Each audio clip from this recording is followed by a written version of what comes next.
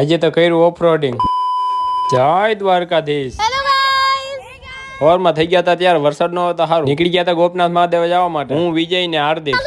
આઈને રસ્તા ખાલી જ જોવા મળે.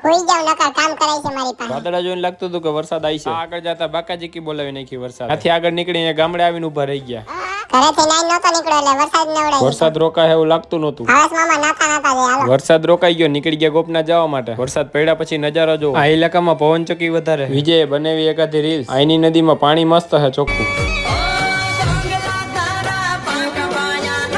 દેખાવા મીનું તું ગોપનાથ. પાણીના કારણે પુલની રેલિંગ તૂટી ગઈ હતી. પહોંચી ગયા ઝીણાવારી ગામે. અહીંયા લખેલું હતું ગોપનાથ મહાદેવ. આ પર્વતની ઉપર ગાડી ચડાવવાની છે. અહીંથી દેખાય ગોપનાથ મહાદેવનું મંદિર. રસ્તામાં નકરો ગારો થઈ ગયો. પછી સ્પ્લેન્ડરમાં કરી ઓફરોડિંગ. ટાયરમાં ગારો ચોટી ગયો તો જામ થઈ ગયા હતા. પાણીમાં કર્યા ટાયર સાફ. આગળ આવી પહોંચી ગયા ગોપનાથ મહાદેવ વાળા રસ્તે. કરી દીધું ડુંગર ઉપર ગાડી ચડાવવાનું ચાલુ. ગોપનાથ મહાદેવ કોઈ દી આવ્યા છો કે નહીં કમેન્ટ કરજો. હાલો મહિલા બીજા મિની બ્લોગમાં.